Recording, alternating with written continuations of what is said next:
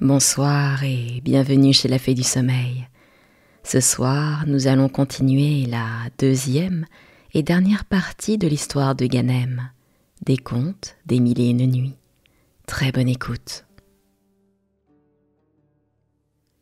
Lettre du calife Haroun al-Rachid à Mohammed Zinebi, roi de Syrie.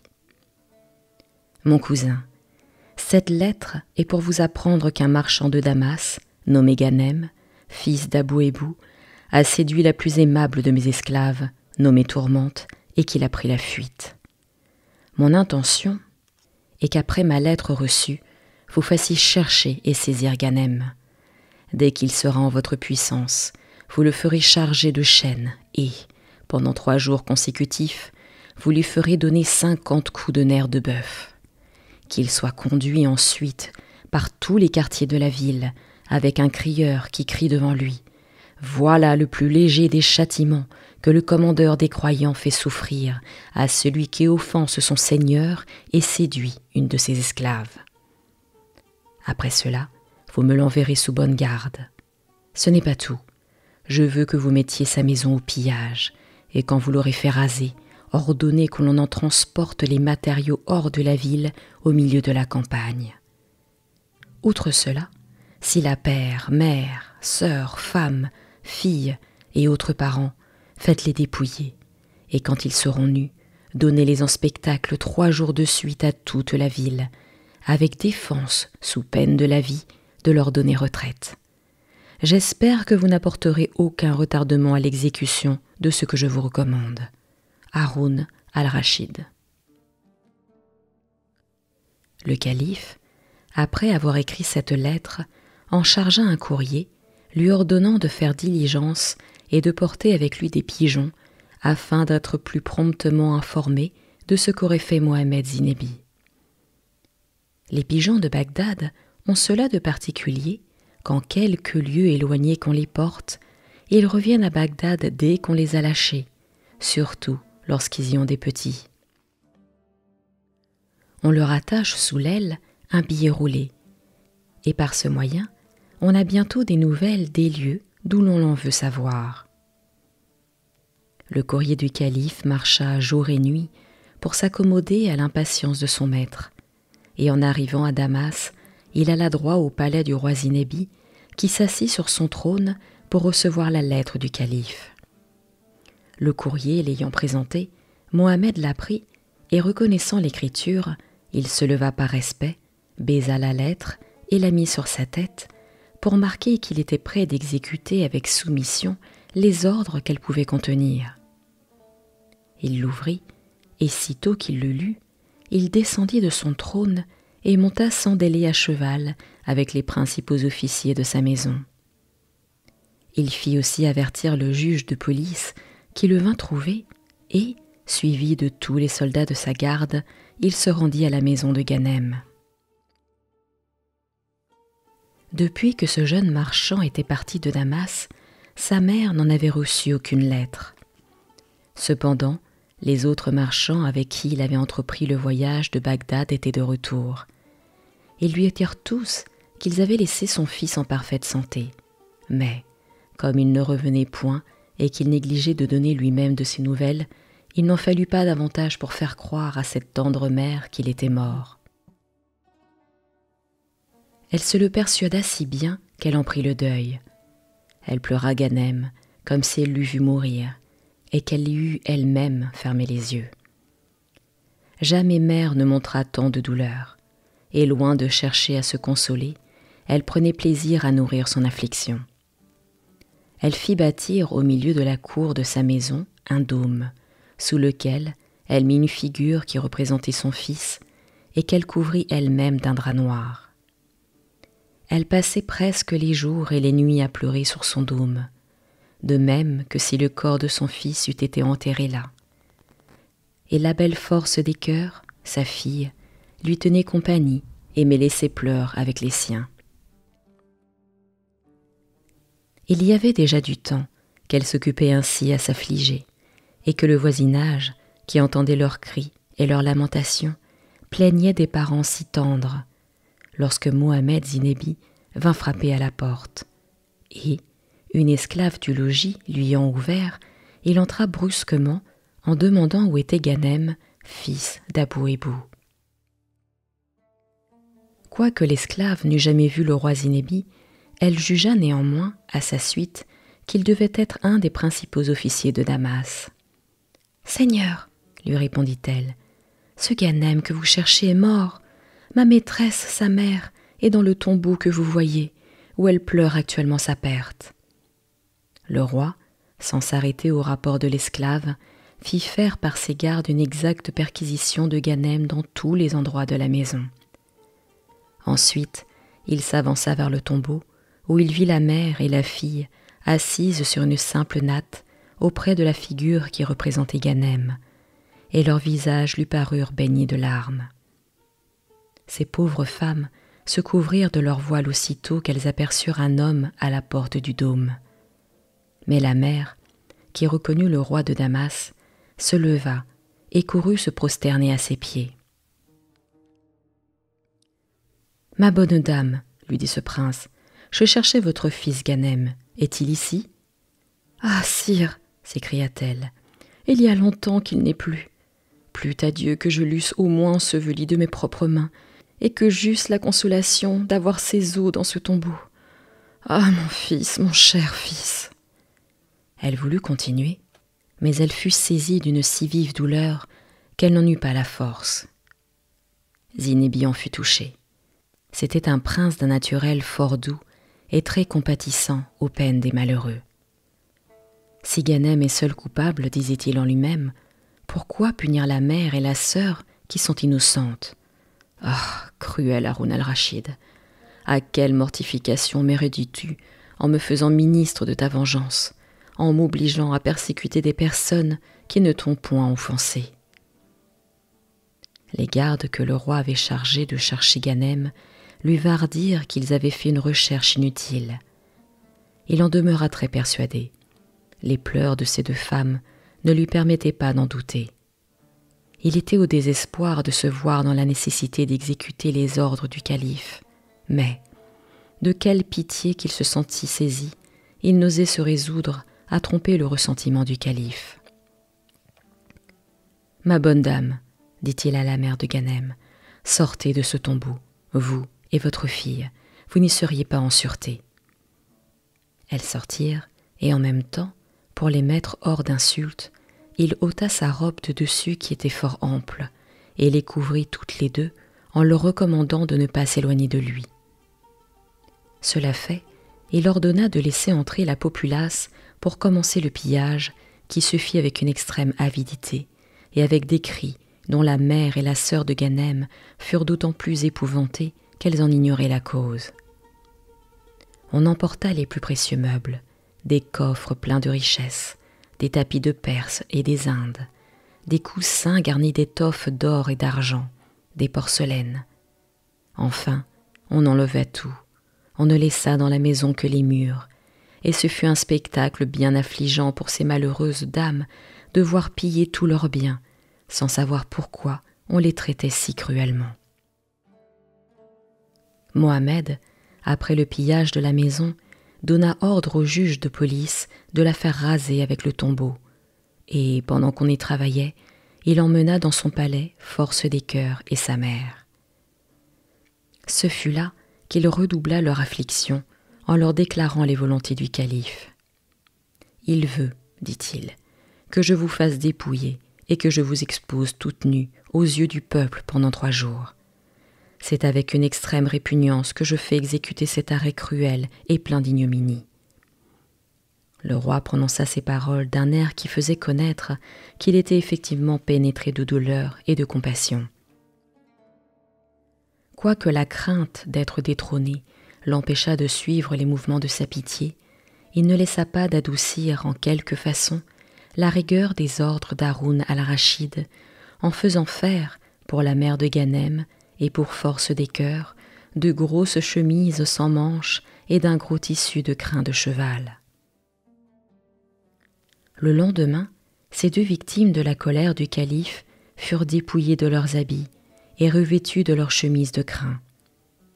On leur ôta aussi leur coiffure, de sorte que leurs cheveux épais flottaient sur leurs épaules. Force des cœurs les avait du plus beau blond du monde, et ils tombaient jusqu'à terre. Ce fut dans cet état qu'on les fit voir au peuple. Le juge de police, suivi de ses gens, les accompagnait, et on les promena par toute la ville. Elles étaient précédées d'un crieur, qui de temps en temps disait à haute voix « Tel est le châtiment de ceux qui se sont attirés l'indignation du commandeur des croyants. » Pendant qu'elles marchaient ainsi dans les rues de Damas, les bras et les pieds nus, couverts d'un si étrange habillement, et tâchant de cacher leur confusion sous leurs cheveux dont elles se couvraient le visage, tout le peuple fondait en larmes. Les dames, surtout, les regardant comme innocentes au travers des jalousies, et touchées principalement de la jeunesse et de la beauté de force des cœurs, faisaient retentir l'air de cris effroyables à mesure qu'elles passaient sous leurs fenêtres. Les enfants même, effrayés par ces cris et par le spectacle qui les causait, mêlaient leurs pleurs à cette désolation générale et y ajoutaient une nouvelle horreur. Enfin, quand les ennemis de l'État auraient été dans la ville de Damas et qu'ils y auraient tout mis à feu et à sang, on n'y aurait pas vu régner une plus grande consternation. Il était presque nuit lorsque cette scène affreuse finit. On ramena la mère et la fille au palais du roi Mohammed. Comme elles n'étaient point accoutumées à marcher les pieds nus, elles se trouvèrent si fatiguées en arrivant qu'elles demeurèrent longtemps évanouies. La reine de Damas, vivement touchée de leur malheur, malgré la défense que le calife avait faite de les secourir, leur envoya quelques-unes de ses femmes pour les consoler, avec toutes sortes de rafraîchissements et du vin pour leur faire reprendre des forces. Les femmes de la reine les trouvèrent encore évanouies et presque hors d'état de profiter du secours qu'elle leur apportait. Cependant, à force de soins, on leur fit reprendre leurs esprits. La mère de Ganem les remercia d'abord de leur honnêteté. « Ma bonne dame, lui dit une des femmes de la reine, nous sommes très sensibles à vos peines, et la reine de Syrie, notre maîtresse, nous a fait plaisir quand elle nous a chargés de vous secourir. Nous pouvons vous assurer que cette princesse prend beaucoup de part à vos malheurs, aussi bien que le roi son époux. » La mère de Ganem pria les femmes de la reine de rendre à cette princesse 1000 grâces pour elle et pour force des cœurs. Et, s'adressant ensuite à celle qui lui avait parlé, « Madame, lui dit-elle, le roi ne m'a point dit pourquoi le commandeur des croyants nous fait souffrir tant d'outrages. Apprenez-nous, de grâce, quel crime nous avons commis. »« Ma bonne dame, répondit la femme de la reine, l'origine de votre malheur vient de votre fils Ganem. Il n'est pas mort, ainsi que vous le croyez. On l'accuse d'avoir enlevé la belle Tourmente, la plus chérie des favorites du calife. Et comme il s'est dérobé par une prompte fuite à la colère de ce prince, le châtiment est tombé sur vous. Tout le monde condamne le ressentiment du calife, mais tout le monde le craint, et vous voyez que le roi Zinebi lui-même n'ose contrevenir à ses ordres, de peur de lui déplaire.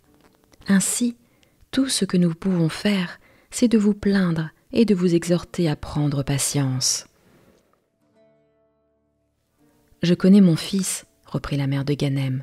Je l'ai élevé avec grand soin et dans le respect du commandeur des croyants. Il n'a point commis le crime dont on l'accuse, et je réponds de son innocence. Je cesse donc de murmurer et de me plaindre, puisque c'est pour lui que je souffre et qu'il n'est pas mort.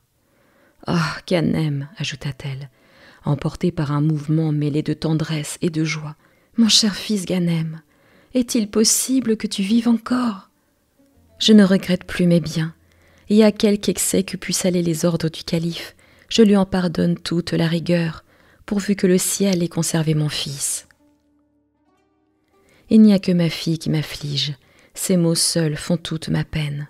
Je la crois pourtant assez bonne sœur pour suivre mon exemple. » À ces paroles, Force des cœurs, qui avait paru insensible jusque-là, se tourna vers sa mère, et, lui jetant ses bras au cou, « Oui, ma chère mère, lui dit-elle, je suivrai toujours votre exemple.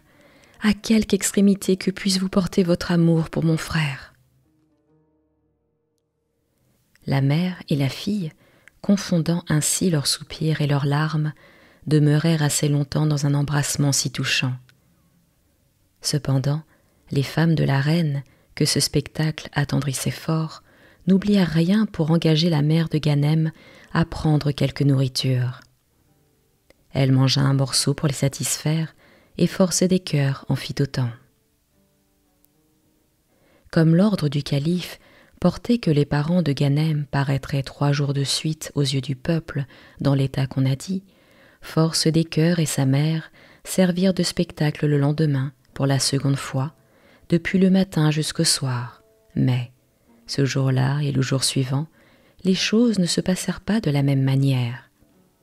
Les rues, qui avaient d'abord été pleines de monde, devinrent désertes. Tous les marchands indignés du traitement qu'on faisait à la veuve et à la fille des Bouébous fermèrent leurs boutiques et demeurèrent enfermés chez eux. Les dames, au lieu de regarder par leur jalousie, se retirèrent dans le derrière de leur maison. Il ne se trouva pas une âme dans les places publiques par où l'on fit passer ces 2 infortunés. Il semblait que tous les habitants de Damas eussent abandonné leur ville. Le 4e jour, le roi Mohammed Zinebi, qui voulait exécuter fidèlement les ordres du calife, quoiqu'il ne les approuvât point, envoya des crieurs dans tous les quartiers de la ville, publier une défense rigoureuse à tout citoyen de Damas ou étranger, de quelque condition qu'il fût, sous peine de la vie et d'être livré aux chiens pour leur servir de pâture après sa mort, de donner retraite à la mère et à la sœur de Ganem, ni de leur fournir un morceau de pain, ni une seule goutte d'eau. En un mot, de leur prêter la moindre assistance et d'avoir aucune communication avec elles. Après que les crieurs eurent fait ce que le roi leur avait demandé, ce prince commanda qu'on mit la mère et la fille hors du palais, et qu'on leur laissa la liberté d'aller où elles voudraient. On ne les vit pas plutôt paraître que tout le monde s'éloigna d'elles, tant la défense qui venait d'être publiée avait fait d'impression sur les esprits. Elles s'aperçurent bien qu'on les fuyait, mais, comme elles en ignoraient la cause, elles en furent très surprises.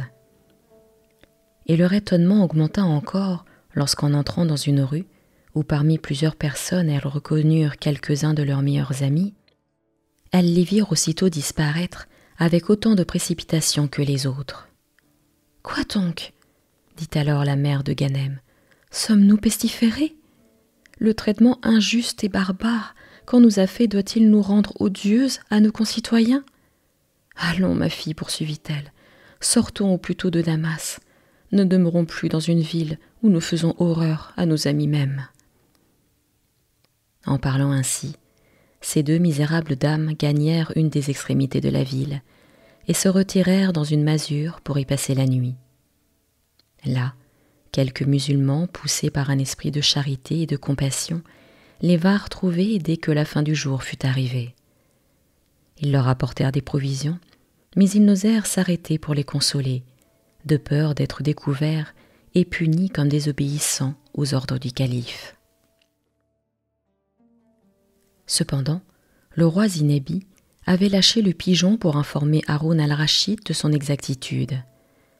Il lui mandait tout ce qui s'était passé et le conjurait de lui faire savoir ce qu'il voulait ordonner de la mère et de la sœur de Ganem. Il reçut bientôt, par la même voie de réponse du calife, qui lui écrivit qu'il les bannissait pour jamais de Damas.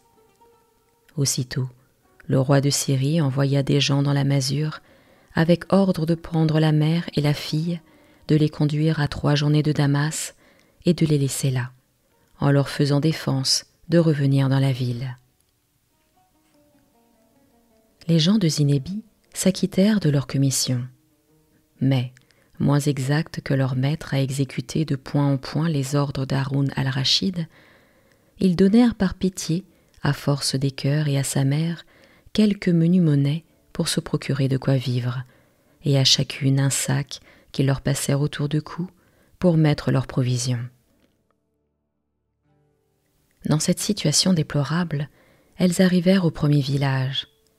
Les paysannes s'assemblèrent autour d'elles, et comme au travers de leur déguisement on ne laissait pas de remarquer que c'étaient des personnes de quelque condition, on leur demanda ce qui les obligeait à voyager ainsi, sous un habillement qui ne paraissait pas être le leur habituellement. Au lieu de répondre à la question qu'on leur faisait, elles se prirent à pleurer, ce qui ne servit qu'à augmenter la curiosité des paysannes et à leur inspirer de la compassion. La mère de Ganem leur conta ce qu'elle et sa fille avaient souffert. Les bonnes villageoises en furent attendries et tâchèrent de les consoler. Elles les régalèrent autant que leur pauvreté le leur permit. Elles leur firent quitter leurs chemises de crin de cheval qui les incommodaient fort, pour en prendre d'autres qu'elles leur donnèrent, avec des souliers et de quoi se couvrir la tête pour conserver leurs cheveux. De ce village, après avoir bien remercié ces paysannes charitables, Force des Cœurs et sa mère s'avancèrent du côté d'Alep à petite journée. Elles avaient coutume de se retirer autour des mosquées ou dans les mosquées mêmes, où elles passaient la nuit sur la natte, lorsque le pavé en était couvert. Autrement, elles couchaient sur le pavé même, ou bien elles allaient loger dans les lieux publics destinés à servir de retraite aux voyageurs. À l'égard de la nourriture, elles n'en manquaient pas. Elles rencontraient souvent de ces lieux où l'on fait des distributions de pain, de riz cuit et d'autres mets à tous les voyageurs qui en demandent. Enfin, elles arrivèrent à Alep, mais elles ne voulurent pas s'y arrêter. Et continuant leur chemin vers l'Euphrate, elles passèrent ce fleuve et entrèrent dans la Mésopotamie, qu'elles traversèrent jusqu'à Mossoul. De là, quelque peine qu'elles eussent déjà souffert, elles se rendirent à Bagdad. C'était le lieu où tendait leur désir, dans l'espérance d'y rencontrer Ganem, quoiqu'elles ne dussent pas se flatter qu'il fût dans une ville où le calife faisait sa demeure, mais elles l'espéraient, parce qu'elles le souhaitaient. Leur tendresse pour lui, malgré tout leur malheur, augmentait au lieu de diminuer. Leurs discours roulaient ordinairement sur lui. Elles en demandaient même des nouvelles à tous ceux qu'elles rencontraient. Mais laissons là Force des Cœurs et sa mère pour revenir à Tourmente. Elle était toujours enfermée très étroitement dans la tour obscure, depuis le jour qui avait été si funeste à Ganem et à elle. Cependant, quelque désagréable que lui fût sa prison, elle en était beaucoup moins affligée que du malheur de Ganem, dont le sort incertain lui causait une inquiétude mortelle. Il n'y avait presque pas de moment qu'elle ne le plaignît. Une nuit, que le calife se promenait seul dans l'enceinte de son palais, ce qui lui arrivait assez souvent, car c'était le prince du monde le plus curieux, et quelquefois dans ses promenades nocturnes, il apprenait des choses qui se passaient dans le palais, et qui sans cela ne seraient jamais venues à sa connaissance. Une nuit donc, en se promenant, il passa près de la tour obscure, et, comme il crut entendre parler, il s'arrêta. Il s'approcha de la porte pour mieux écouter, et il ouït distinctement ces paroles que Tourmente, toujours en proie au souvenir de Ganem, prononça d'une voix assez haute. « Ô Ganem, trop infortuné Ganem, où es-tu présentement? Dans quel lieu ton destin déplorable t'a-t-il conduit? Hélas, c'est moi qui t'ai rendu malheureux. Que ne me laissais-tu périr misérablement au lieu de me prêter un secours généreux? Quel triste fruit as-tu recueilli de tes soins et de tes respects? Le commandeur des croyants, qui devrait te récompenser, te persécute pour prix de m'avoir toujours regardé comme une personne réservée à son lit. Tu perds tous tes biens et te vois obligé de chercher ton salut dans la fuite. Ô calife, barbare calife, que diriez-vous pour votre défense lorsque vous vous trouverez avec Ganem devant le tribunal du juge souverain et que les anges rendront témoignage de la vérité en votre présence? Toute la puissance que vous avez aujourd'hui, et sous qui tremble presque toute la terre, n'empêchera pas que vous ne soyez condamné et puni de votre injuste violence. Tourmente cessa de parler à ces mots, car ses soupirs et ses larmes l'empêchèrent de continuer. Il n'en fallut pas davantage pour obliger le calife à rentrer en lui-même. Il vit bien que, si ce qu'il venait d'entendre était vrai, sa favorite était innocente et qu'il avait donné des ordres contre Ganem et sa famille avec trop de précipitation. Pour approfondir une chose où l'équité dont il se piquait paraissait fort intéressée, il retourna aussitôt à son appartement et, dès qu'il y fut arrivé, il chargea Mesrour d'aller à la tour obscure et de lui amener Tourmente. Le chef des eunuques jugea par cet ordre, et encore plus à l'air du calife, que ce prince voulait pardonner à sa favorite et la rappeler auprès de lui. Il en fut ravi, car il aimait Tourmente et avait pris beaucoup de part à sa disgrâce. Il vole sur le champ à la tour. « Madame, dit-il à la favorite, d'un ton qui marquait sa joie, prenez la peine de me suivre. J'espère que vous ne reviendrez plus dans cette vilaine tour ténébreuse. Le commandeur des croyants veut vous entretenir et j'en conçois un heureux présage. » Tourmente suivit Mesrour, qui l'amena et l'introduisit dans le cabinet du calife. D'abord, elle se prosterna devant ce prince, et elle demeura dans cet état, le visage baigné de larmes. « Tourmente, lui dit le calife, sans lui dire de se relever, il me semble que tu m'accuses de violence et d'injustice. Qui est donc celui qui, malgré les égards et la considération qu'il a eue pour moi, se trouve dans une situation misérable? Parle, tu sais combien je suis bon naturellement et que j'aime à rendre justice. » La favorite comprit par ce discours que le calife l'avait entendu parler et, profitant d'une si belle occasion de justifier son cher Ganem. « Commandeur des croyants, répondit-elle, s'il m'est échappé quelque parole qui ne soit point agréable à votre majesté, je vous supplie très humblement de me le pardonner.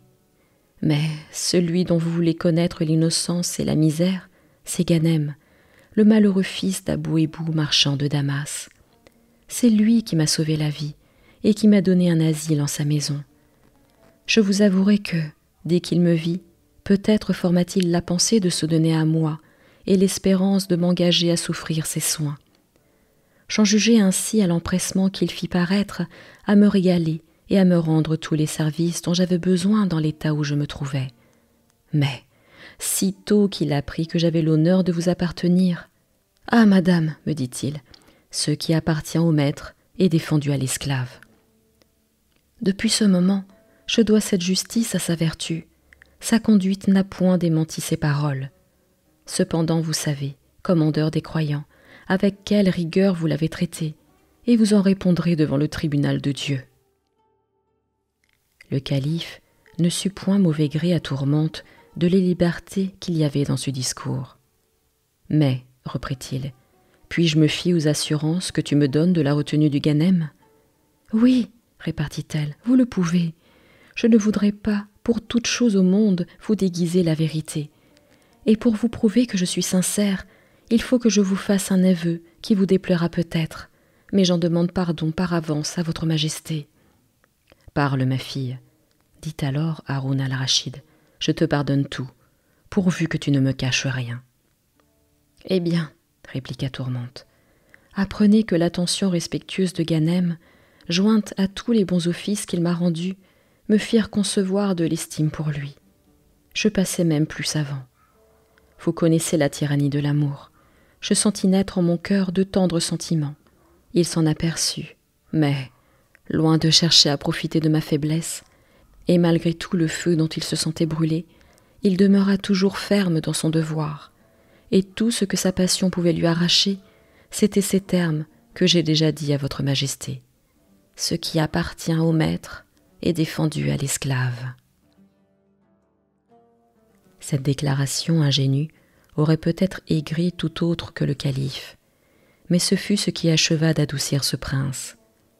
Il lui ordonna de se relever et, la faisant asseoir auprès de lui, « Raconte-moi, lui dit-il, ton histoire depuis le commencement jusqu'à la fin. » Alors, elle s'en acquitta avec beaucoup d'adresse et d'esprit. Elle passa légèrement sur ce qui regardait Zobéide.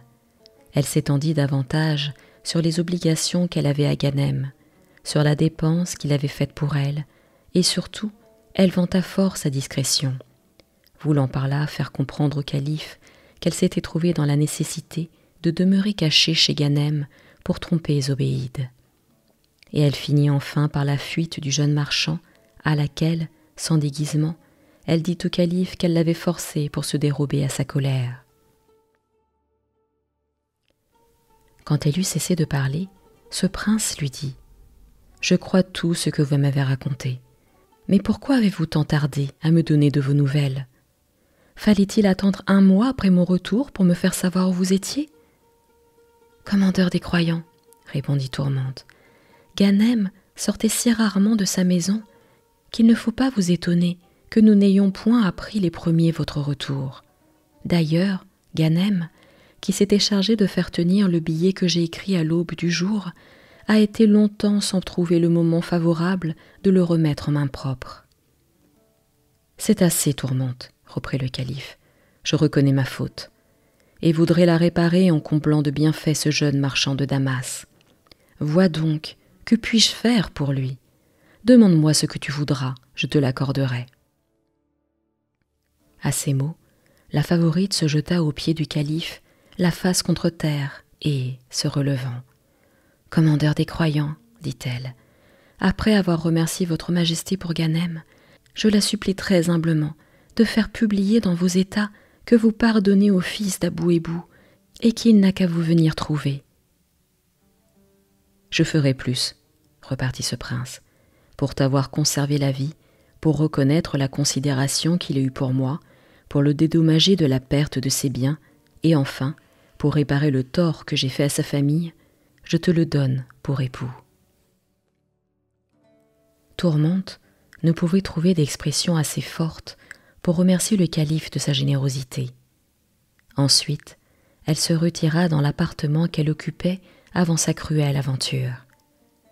Le même ameublement y était encore, on n'y avait nullement touché. Mais ce qui lui fit le plus plaisir, ce fut d'y voir les coffres et les ballots de Ganem que Mesrour avait eu soin d'y faire porter. Le lendemain, Haroun al-Rachid donna ordre au grand vizir de faire publier par toutes les villes de ses États qu'il pardonnait à Ganem, fils d'Abou Hébou. Mais cette publication fut inutile, car il se passa un temps considérable sans qu'on entendît parler de ce jeune marchand. Tourmente crut que sans doute il n'avait pu survivre à la douleur de l'avoir perdu. Une affreuse inquiétude s'empara de son esprit, mais, comme l'espérance est la dernière chose qui abandonne les amants, elle supplia le calife de lui permettre de faire elle-même la recherche de Ganem. Ce qui lui ayant été accordé, elle prit une bourse de 1000 pièces d'or qu'elle tira de sa cassette et sortit un matin du palais, montée sur une mule des écuries du calife très richement enharnachée. 2 eunuques l'accompagnaient, qui avaient de chaque côté la main sur la croupe de la mule. Elle alla de mosquée en mosquée, faire des largesses aux dévots de la religion musulmane, en implorant le secours de leurs prières pour l'accomplissement d'une affaire importante, d'où dépendait, leur disait-elle, le repos de 2 personnes. Elle employa toute la journée et ses 1000 pièces d'or à faire des aumônes dans les mosquées, et sur le soir, elle retourna au palais. Le jour suivant, elle prit une autre bourse de la même somme, et dans le même équipage, elle se rendit à la joaillerie. Elle s'arrêta devant la porte, et sans mettre pied à terre, elle fit appeler le syndic par un des eunuques.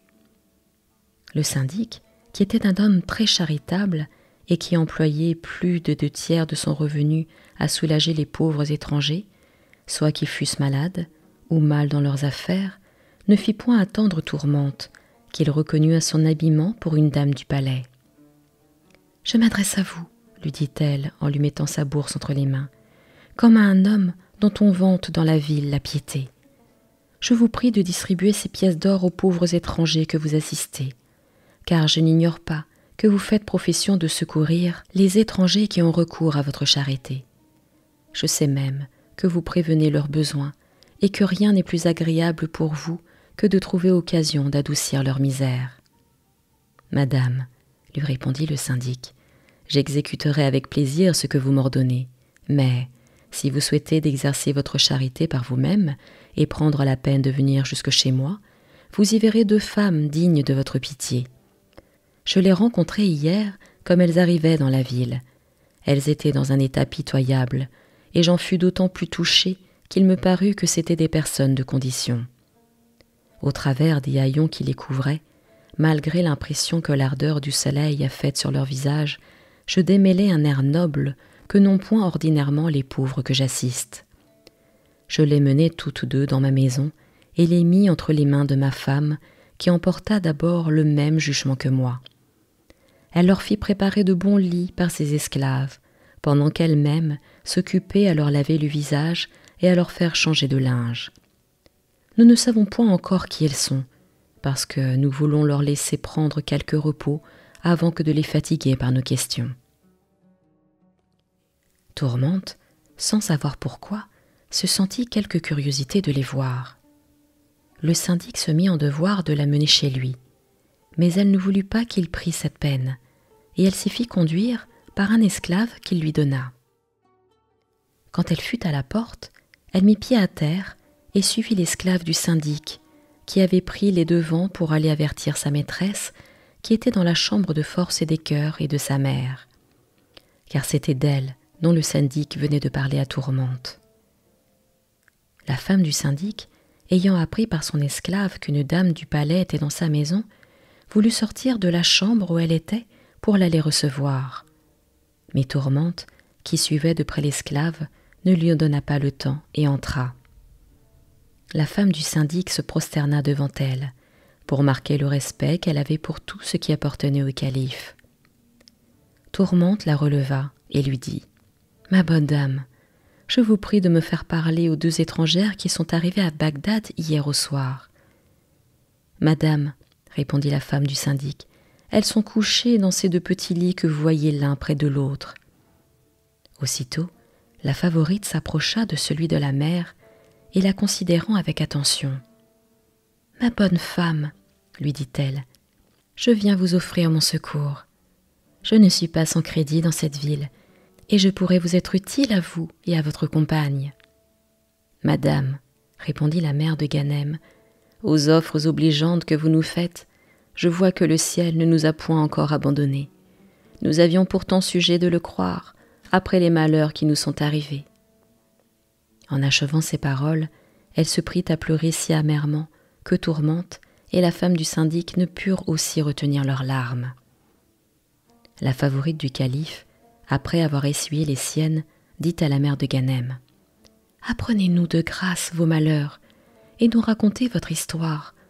Vous ne sauriez faire ce récit à des gens plus disposés que nous à chercher tous les moyens possibles de vous consoler. » « Madame, reprit la triste veuve d'Abou Hébou, une favorite du commandeur des croyants, une dame nommée Tourmente, cause toute notre infortune. » À ce discours, la favorite se sentit frappée comme d'un coup de foudre, mais, dissimulant son trouble et son agitation, elle laissa parler la mère de Ganem, qui poursuivit de cette manière. « Je suis la veuve d'Abou Hébou, marchand de Damas. J'avais un fils nommé Ganem qui, étant venu trafiquer à Bagdad, a été accusé d'avoir enlevé cette Tourmente. Le calife l'a fait chercher partout pour le faire mourir, et, ne l'ayant pu trouver, il a écrit au roi de Damas de faire piller et raser notre maison, et de nous exposer, ma fille et moi, 3 jours de suite, toutes nues aux yeux du peuple, et puis de nous bannir de Syrie à perpétuité. Mais, avec quelque indignité qu'on nous ait traités, je m'en consolerais si mon fils vivait encore et que je puisse le rencontrer. Quel plaisir pour sa sœur et pour moi de le revoir. Nous oublierions, en l'embrassant, la perte de nos biens et tous les maux que nous avons soufferts pour lui. Hélas, je suis persuadée qu'il n'en est la cause innocente et qu'il n'est pas non plus coupable envers le calife que sa sœur et moi. »« Non, sans doute, interrompit Tourmente en cet endroit. Il n'est pas plus criminel que vous. Je puis vous assurer de son innocence, puisque cette même Tourmente dont vous avez tant à vous plaindre, c'est moi, qui, par la fatalité des astres, ait causé tous vos malheurs. C'est à moi que vous devez imputer la perte de votre fils s'il n'est plus au monde. Mais, si j'ai fait votre infortune, je puis aussi la soulager. J'ai déjà justifié Ganem dans l'esprit du calife. Ce prince a fait publier par tous ses états qu'il pardonnait au fils d'Abou Hibou. Et ne doutez pas qu'il ne vous fasse autant de bien qu'il vous en a fait de mal. Vous n'êtes plus ses ennemis. Il attend Ganem pour le récompenser du service qu'il m'a rendu en unissant nos fortunes. Il me donne à lui pour épouse. Ainsi, regardez-moi comme votre fille et permettez que je vous consacre une éternelle amitié. » En disant cela, elle se pencha sur la mère de Ganem, qui ne put répondre à ce discours tant il lui causa d'étonnement. Tourmente la tint longtemps embrassée et ne la quitta que pour courir à l'autre lit, embrasser Force des cœurs, qui, s'étant levée sur son séant pour la recevoir, lui tendit les bras. Après que la charmante favorite du calife eut donné à la mère et à la fille toutes les marques de tendresse qu'elle pouvait attendre de la femme de Ganem, elle leur dit « Cessez de vous affliger l'une et l'autre. Les richesses que Ganem avait en cette ville ne sont pas perdues. Elles sont au palais du calife, dans mon appartement. Je sais bien que toutes les richesses du monde ne sauraient vous consoler sans Ganem. C'est le jugement que je fais de sa mère et de sa sœur, si je dois juger d'elle par moi-même. Le sang n'a pas moins de force que l'amour dans les grands cœurs. Mais pourquoi faut-il désespérer de le revoir? Nous le retrouverons. Le bonheur de vous avoir rencontré m'en fait concevoir l'espérance. Peut-être même que c'est aujourd'hui le dernier jour de vos peines et le commencement d'un bonheur plus grand que celui dont vous jouissiez à Damas dans le temps que vous possédiez Ganem. » Tourmente allait poursuivre lorsque le syndic des joailliers arriva. « Madame, lui dit-il, je viens de voir un objet bien touchant. C'est un jeune homme qu'un chamelier a mené à l'hôpital de Bagdad. Il était lié avec des cordes sur un chameau parce qu'il n'avait pas la force de se soutenir. On l'avait déjà délié et on était prêt à le porter à l'hôpital lorsque j'ai passé par là. Je me suis approché du jeune homme, je l'ai considéré avec attention et il m'a paru que son visage ne m'était pas tout à fait inconnu. Je lui ai fait des questions sur sa famille et sur son pays, mais, pour toute réponse, je n'en ai tiré que des pleurs et des soupirs. J'en ai eu pitié, et connaissant, par l'attitude que j'ai de voir des malades, qu'il était dans un pressant besoin d'être soigné, je n'ai pas voulu qu'on le mît à l'hôpital, car je sais trop de quelle manière on y gouverne les malades, et je connais l'incapacité des médecins.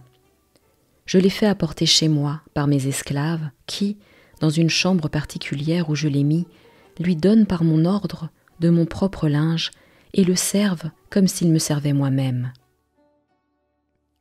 Tourmente tressaillit à ce discours du joaillier et sentit une émotion dont elle ne pouvait se rendre raison. « Menez-moi, dit-elle au syndic, dans la chambre de ce malade, je souhaite le voir. » Le syndic le conduisit, et tandis qu'elle y allait, la mère de Ganem dit à Force des cœurs: « Ah, ma fille, quelque misérable que soit cet étranger malade, votre frère, s'il est encore en vie, n'est peut-être pas dans un état plus heureux. » La favorite du calife, étant dans la chambre où était le malade, s'approcha du lit où les esclaves du syndic l'avaient couché. Elle vit un jeune homme qui avait les yeux fermés, le visage pâle, défiguré et tout couvert de larmes. Elle l'observe avec attention. Son cœur palpite. Elle croit reconnaître Ganem. Mais bientôt, elle se défie du rapport de ses yeux. Si elle trouve quelque chose de Ganem dans l'objet qu'elle considère, il lui paraît d'ailleurs si différent qu'elle n'ose s'imaginer que c'est lui qui s'offre à sa vue. Ne pouvant toutefois résister à l'envie de s'en éclaircir. « Ganem, lui dit-elle d'une voix tremblante, est-ce vous que je vois ?» À ces mots, elle s'arrêta pour donner le temps au jeune homme de répondre, mais, s'apercevant qu'il y paraissait insensible, « Ah, Ganem, reprit-elle, ce n'est point à toi que je parle. Mon imagination, trop pleine de ton image, a prêté à cet étranger une trompeuse ressemblance. Le fils d'Abou Hibou, quelque malade qu'il pût être, entendrait la voix de Tourmente. Au nom de Tourmente, Ganem, car c'était effectivement lui, ouvrit la paupière et tourna la tête vers la personne qui lui adressait la parole, et reconnaissant la favorite du calife. « Ah, madame, est-ce vous? Par quel miracle ?» Il ne put achever. Il fut tout à coup saisi d'un transport de joie si vif qu'il s'évanouit. Tourmente et le syndic s'empressèrent à le secourir, mais dès qu'ils remarquèrent qu'il commençait à revenir de son évanouissement, le syndic pria la dame de se retirer, de peur que sa vue n'irritât le mal de Ganem. Ce jeune homme, ayant repris ses esprits, regarda de tous côtés et, ne voyant pas ce qu'il cherchait, « Belle Tourmente !» s'écria-t-il. « Qu'êtes-vous devenue? Vous êtes-vous en effet présentée à mes yeux? Ou n'est-ce qu'une illusion ?»« Non, Seigneur, » lui dit le syndic, « ce n'est point une illusion. C'est moi qui ai fait sortir cette dame, mais vous la reverrez sitôt que vous serez en état de soutenir sa vue. Vous avez besoin de repos présentement, et rien ne doit vous empêcher d'en prendre. Vos affaires ont changé de face, puisque vous êtes, ce me semble, ce Ganem à qui le commandeur des croyants a fait publier dans Bagdad qu'il pardonnait le passé. Qu'il vous suffise à l'heure qu'il est de savoir cela. La dame qui vient de vous parler vous en instruira plus amplement. Ne songez donc qu'à rétablir votre santé. Pour moi, je vais y contribuer autant qu'il me sera possible. » En achevant ces mots, il laissa reposer Ganem et alla lui faire préparer tous les remèdes qu'il jugea nécessaires pour réparer ses forces épuisées par la diète et par la fatigue. Pendant ce temps-là, Tourmente était dans la chambre de force des cœurs et de sa mère, où se passa la même scène à peu près, car quand la mère de Ganem apprit que cet étranger malade que le syndic venait de faire apporter chez lui était Ganem lui-même, elle en eut tant de joie qu'elle s'évanouit aussi. Et lorsque, par les soins de Tourmente et de la femme du syndic, elle fut revenue de sa faiblesse, elle voulut se lever pour aller voir son fils. Mais le syndic, qui arriva sur ses entrefaites, l'en empêcha en lui représentant que Ganem était si faible et si exténué que l'on ne pouvait, sans intéresser sa vie, exciter en lui les mouvements que doit causer la vue inopinée d'une mère et d'une sœur qu'on aime. Le syndic n'eut pas besoin de longs discours pour persuader la mère de Ganem. Dès qu'on lui dit qu'elle ne pouvait entretenir son fils sans mettre en danger ses jours, elle ne fit plus d'insistance pour l'aller trouver. Alors, Tourmente, prenant la parole, « Bénissons le ciel, dit-elle, de nous avoir tous rassemblés dans un même lieu. Je vais retourner au palais informer le calife de toutes ces aventures, et demain matin, je reviendrai vous joindre. » Après avoir parlé de cette manière, elle embrassa la mère et la fille et sortit. Elle arriva au palais, et dès qu'elle y fut, elle fit demander par Mesrour une audience particulière au calife. Elle l'obtint dans le moment. On l'introduisit dans le cabinet de ce prince, il y était seul. Elle se jeta d'abord à ses pieds, la face contre terre, selon la coutume. Il lui dit de se relever, et l'ayant fait asseoir, il lui demanda si elle avait appris des nouvelles de Ganem. « Commandeur des croyants, lui dit-elle, j'ai si bien fait que je l'ai retrouvé avec sa mère et sa sœur. » Le calife fut curieux d'apprendre comment elle avait pu les rencontrer en si peu de temps. Elle satisfit sa curiosité et lui dit tant de bien de la mère de Ganem et de force des cœurs qu'il eut envie de les voir aussi bien que le jeune marchand. Si Haroun al-Rachid était violent, et si, dans ses emportements, il se portait quelquefois à des actions cruelles, en récompense, il était équitable et le plus généreux prince du monde dès que sa colère était passée et qu'on lui faisait connaître son injustice. Ainsi, ne pouvons douter qu'il n'eût injustement persécuté Ganem et sa famille, et les ayant maltraités publiquement, il résolut de leur faire une satisfaction publique. « J'en suis ravi, dit-il à Tourmente, de l'heureux succès de tes recherches. J'en ai une extrême joie, moins pour l'amour de toi qu'à cause de moi-même. Je tiendrai la promesse que je t'ai faite, tu épouseras Ganem, et je déclare dès à présent que tu n'es plus mon esclave, tu es libre. Va retrouver ce jeune marchand, et dès que sa santé sera rétablie, tu me l'amèneras avec sa mère et sa sœur. » Le lendemain, de grand matin, Tourmente ne manqua pas de se rendre chez le syndic des joailliers, impatiente de savoir l'état de santé de Ganem et d'apprendre à la mère et à la fille les bonnes nouvelles qu'elle avait à leur annoncer. La première personne qu'elle rencontra fut le syndic, qui lui dit que Ganem avait fort bien passé la nuit, que son mal ne provenait que de mélancolie et la cause en étant ôtée, il serait bientôt guéri. Effectivement, le fils d'Abou-Hébou se trouva beaucoup mieux. Le repos et les bons remèdes qu'il avait pris, et plus que tout cela, la nouvelle situation de son esprit, avaient produit un si bon effet que le syndic jugea qu'il pouvait sans péril voir sa mère, sa sœur et sa maîtresse, pourvu qu'on le préparât à les recevoir, parce qu'il était à craindre que, ne sachant pas que sa mère et sa sœur fussent à Bagdad, leur vue ne lui causât trop de surprise et de joie. Il fut résolu que Tourmente entrerait d'abord toute seule dans la chambre de Ganem, et qu'elle ferait signe aux deux autres dames de paraître quand il serait temps. Les choses étant ainsi réglées, Tourmente fut annoncée par le syndic au malade, qui fut si charmé de la revoir que peu s'en fallut qu'il ne s'évanouit encore. « Eh bien, Ganem, lui dit-elle en s'approchant de son lit, vous retrouvez votre Tourmente, que vous vous imaginiez avoir perdue pour jamais. »« Ah, madame, interrompit-il avec précipitation, par quel miracle venez-vous vous offrir à mes yeux? Je vous croyais au palais du calife. Ce prince vous a sans doute écouté, vous avez dissipé ses soupçons, il vous a redonné sa tendresse. »« Oui, mon cher Ganem, reprit Tourmente, je me suis justifiée dans l'esprit du commandeur des croyants qui, pour réparer le mal qu'il vous a fait souffrir, me donne à vous pour épouse. » Ces dernières paroles causèrent à Ganem une joie si vive qu'il ne put d'abord s'exprimer que par ce silence tendre si connu des amants. Mais il le rompit enfin. « Ah, belle Tourmente, s'écria-t-il, puis-je ajouter foi au discours que vous me tenez? Crois-je qu'en effet le calife vous cède au fils d'Abou-Hébou? »« Rien n'est plus véritable, repartit la dame.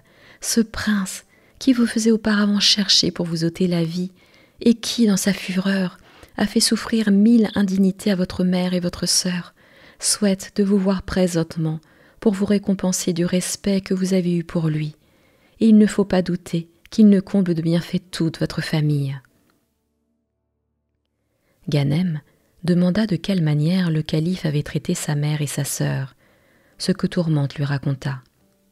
Il ne put entendre ce récit sans pleurer, malgré la situation où la nouvelle de son mariage avec sa maîtresse avait mis son esprit. Mais, lorsque Tourmente lui dit qu'elles étaient actuellement à Bagdad et dans la même maison où il se trouvait, il parut avoir une si grande impatience de les voir que la favorite ne différa point à le satisfaire. Elle les appela. Elles étaient à la porte, où elle n'attendait que ce moment. Elles entrent, s'avancent vers Ganem et, l'embrassant tour à tour, elle le baise à plusieurs reprises. Que de larmes furent répandues dans ces embrassements. Ganem en avait le visage tout couvert, aussi bien que sa mère et sa sœur. Tourmente en versait abondamment. Le syndic même et sa femme, que ce spectacle attendrissait, ne pouvaient retenir leurs pleurs, ni se lasser d'admirer les ressorts secrets de la Providence qui rassemblaient chez eux 4 personnes que la fortune avait si cruellement séparées.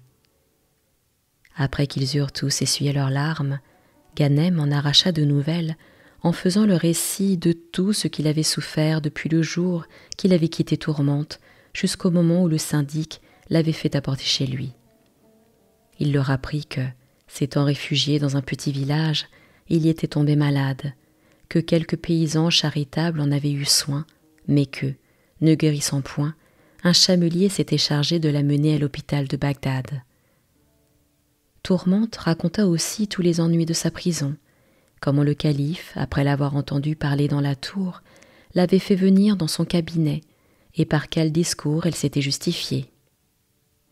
Enfin, quand ils se furent instruits des choses qui leur étaient arrivées, Tourmente dit « Bénissons le ciel qui nous a tous réunis, et nous songeons qu'au bonheur qui nous attend. Dès que la santé de Ganem sera rétablie, il faudra qu'il paraisse devant le calife avec sa mère et sa sœur. Mais, comme elles ne sont pas en état de se montrer, je vais y mettre bon ordre. Je vous prie de m'attendre un moment. » En disant ces mots, elle sortit, alla au palais, et revint en peu de temps chez le syndic avec une bourse où il y avait encore 1000 pièces d'or. Elle la donna au syndic en le priant d'acheter des habits pour Force des Cœurs et pour sa mère. Le syndic, qui était un homme de bon goût, en choisit de fort beaux et les fit faire avec toute la diligence possible.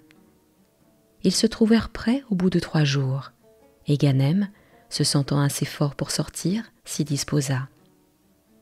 Mais le jour qu'il avait pris pour aller saluer le calife, comme il s'y préparait avec Force des Cœurs et sa mère, on vit arriver chez le syndic le grand vizir Giafar.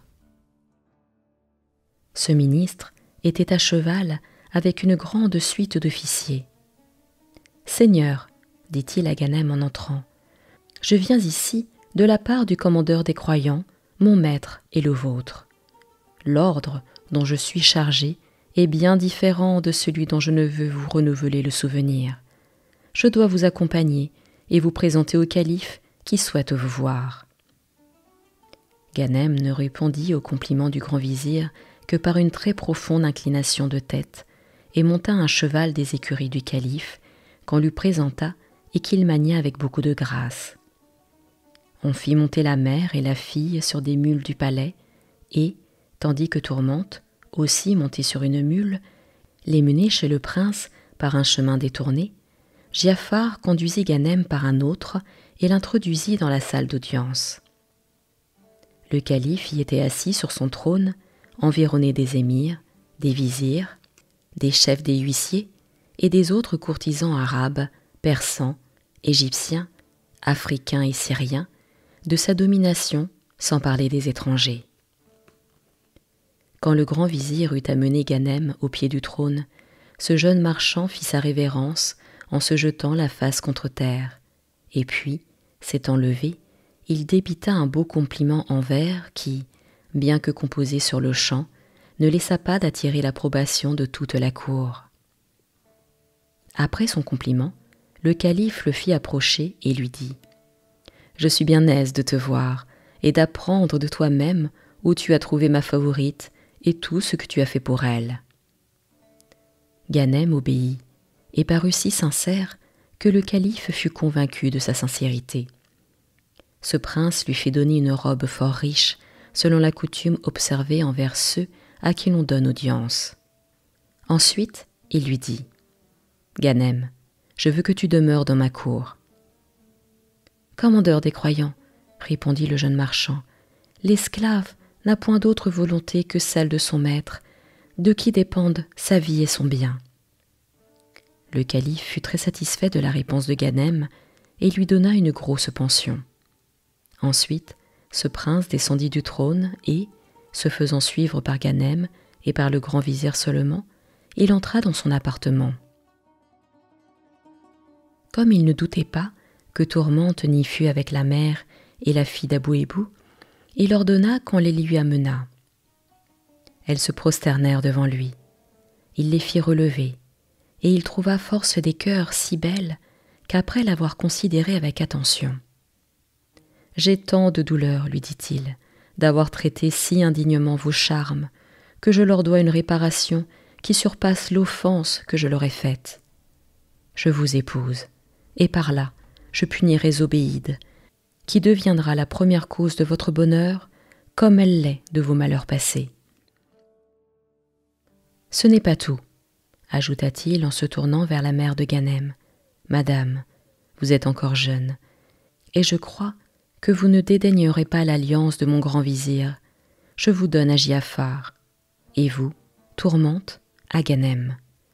Que l'on fasse venir un cadi et des témoins, et que les 3 contrats soient dressés et signés tout à l'heure. » Ganem voulut représenter au calife que sa sœur serait trop honorée d'être seulement au nombre de ses favorites, mais ce prince voulut épouser Force des cœurs. Il trouva cette histoire si extraordinaire qu'il fit ordonner à un fameux historien de la mettre par écrit avec toutes ses circonstances. Elle fut ensuite déposée dans son trésor, d'où plusieurs copies tirées sur cet original l'ont rendu public.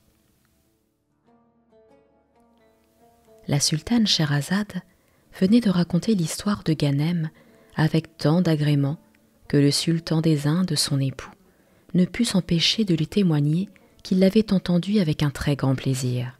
« Sire, lui dit la sultane, je ne doute pas que votre majesté n'ait eu bien de la satisfaction d'avoir vu le calife Haroun al-Rachid changer de sentiment en faveur de Ganem, de sa mère et de sa sœur Force des cœurs, et je crois qu'elle doit avoir été touchée sensiblement des disgrâces des uns et des mauvais traitements faits aux autres. Mais je suis persuadée que, si votre majesté voulait bien entendre l'histoire du dormeur éveillé, au lieu de tous ces mouvements d'indignation et de compassion que celle de Ganem doit avoir excité dans son cœur, et dont il est encore ému, celle-ci, au contraire, ne lui inspirerait que de la joie et du plaisir. » Au seul titre de l'histoire dont la sultane venait de lui parler, le sultan, qui s'en promettait des aventures toutes nouvelles et toutes réjouissantes, eût bien voulu en entendre le récit dès le même jour. Mais il était temps qu'il se levât. C'est pourquoi il remit au lendemain à entendre la sultane Scheherazade, à qui cette histoire servait à se faire prolonger la vie encore plusieurs nuits et plusieurs jours. Ainsi, le jour suivant, après que Dinarzade l'eut éveillée, elle commença à lui raconter en cette manière l'histoire du dormeur éveillé. C'était la fée du sommeil. Je vous retrouve très prochainement pour la suite des contes des 1001 nuits et plus particulièrement pour l'histoire du dormeur éveillé. À très bientôt.